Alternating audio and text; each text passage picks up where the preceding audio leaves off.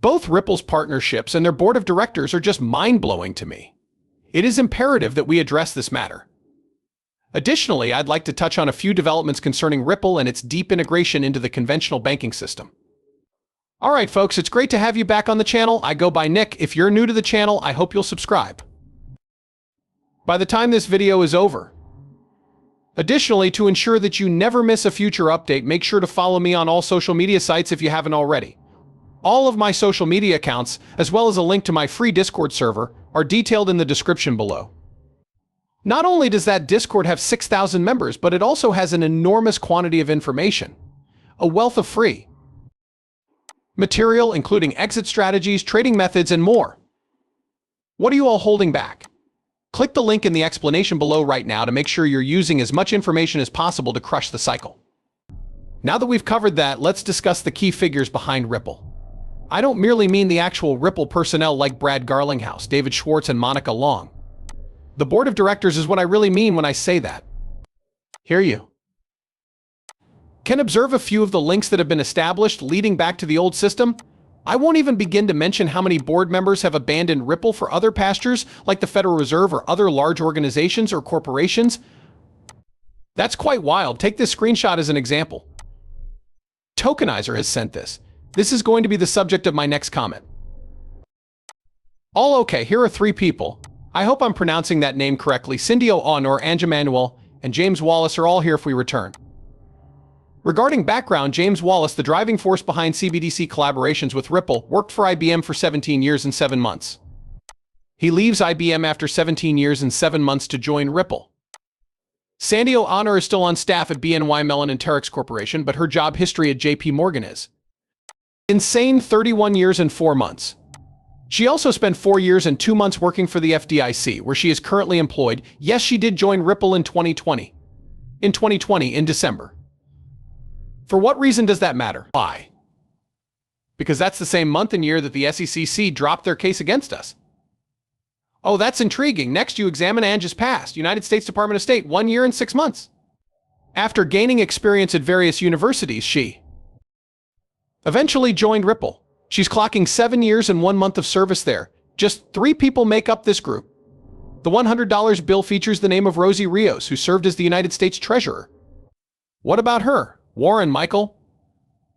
Names like these are extremely well-known and prestigious. Moving on to Ripple, a blockchain-based startup that outside of the crypto industry is completely unknown from highly visible positions. Are you ever perplexed by the reason behind it? It's similar to the reason I've always been perplexed by the fact that Ripple was the sole significant player in this field to be initially targeted. Was it so that Ripple, with all its connections, could be chosen to be one of the first to enter? Maybe the case. Here, though, we have the Ripple team, and XRP is completely unique. It seems more like something out of a Fortune 500 financial technology company than a cryptocurrency, including corporate giants, leading banks, public agencies, and more. There's a good reason why governments and central banks are taking Ripple seriously compared to other cryptocurrencies. From their solutions alone, it is clear that Ripple is not aiming squarely at the cryptocurrency industry. Like any permissionless public layer 1, the XRP ledger is accessible to everyone. However, the real value lies in Ripple's business-to-business offerings. To be fair, it becomes increasingly difficult to see Ripple as merely a blockchain-based corporation when we consider the background of the company and the many linkages to the current situation. In my opinion, Ripple is a firm that is changing the face of traditional finance. Additionally, the linkages here are rather telling. Additionally, ISO 20022 is becoming the de facto worldwide standard for contemporary payment data. Thanks to ISO 2002, which is another global standard in the works. The first member to join the standards body focused on DLT was Ripple. Also, who uses Ripple when we consider and examine this? With Ripple's expanding global payments network, more than 300 banks and other financial organizations depend on it. Withdrawals are now possible in more than 80 countries. This is expanded. In addition, I count up to 500 different establishments, spread throughout 6 continents and 45+ countries. When it comes to the DLT-based ISO 20022 committee, they are among the few big players. The Internet of Value remains their primary objective. Here we have our associates. Join me in empowering crypto innovation. I mean, come on, these are just a few of the partners. We can see that it's not a huge list when we come here. Only a small handful of well-known brands are visible on the Ripple platform. These are identical to the publicly known ones. This is where you may find solutions for financial institutions. Here they detail all the solutions they're using with banks. Here, Ripple has a massive offering, quite large. There are financial institutions such as neobanks, which have introduced innovative digital asset services. Reduced expenses, expanded reach, and meeting the requirement for speed are all visible. Justification for the use of our custody solution by neobanks and digital banks. Payment service providers are another category. It seems like they're going after everything. Every single thing. The exponential growth of Ripple is mind-boggling to me. Many different types of financial institutions, including traditional banks, neobanks, payment processors, cryptocurrency companies, central banks, and government entities are all involved. One member of the board of directors has prior experience working for Ripple, and it was Gene Sperling, the former chief advisor to the president. Returning to 2015, he became a member of Ripple Labs' board of directors. This name may be familiar to you. Perhaps you're not. Perhaps you have only now become aware of it. Who can say for sure? And just who is this?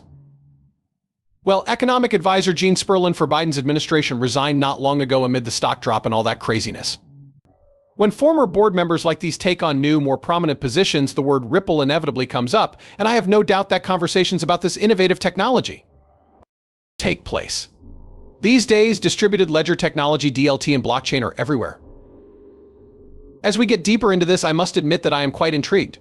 Keep in mind that Ripple has been cooperating with regulators all across the globe, even while they were the object of an investigation by the SEC.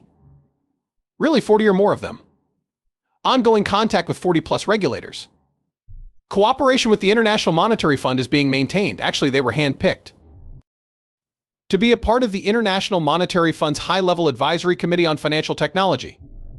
Following that, they were chosen to be a part of the Saudi Arabian Monetary Authority's steering group, the Federal Reserve Faster Payments Council, and the Bank of England's Accelerator Program for RTGS payment infrastructure. This, incidentally, is from the source that is facilitating the Internet of Value and revolutionizing global payments. Save as a PDF or study up on this. All right, interbank payments, RippleNets, the ISO 222 Advisory Board, and the rulebook are also covered from an ISO perspective. Once again, these are a few of the members, the biggest, most formidable financial institutions in the world. When we examine the current situation, looking at the names behind Ripple is like taking a trip down memory lane when we consider this. We won't even get into the topic of Ripple's current customers. Such an opinion is rare these days. Their once proud openness toward their partners and consumers has somewhat evaporated. The users of Ripple, however, are known to us. Who is collaborating with Ripple? We know. Keep in mind that XRP remains the central digital asset in all of this. To this day, XRP remains Ripple's infrastructure model's linchpin. Everything about that is known to us. Indeed, they have just published an insight on the ways in which Ripple employs XRP for international money transfers. The fact that Ripple is still experiencing tremendous growth is the cherry on top of this whole mess. We are aware of their significant progress towards tokenization. Not long ago, we discussed how the XRP ledger now has 10 million tokenized as treasury bills, then how Ripple partnered with Archix to add tokenized real-world assets to the ledger, then how Zonix and Ripple partnered to add multi-asset tokenization to the ledger, and finally how Axelar boosted real-world asset tokenization on the ledger.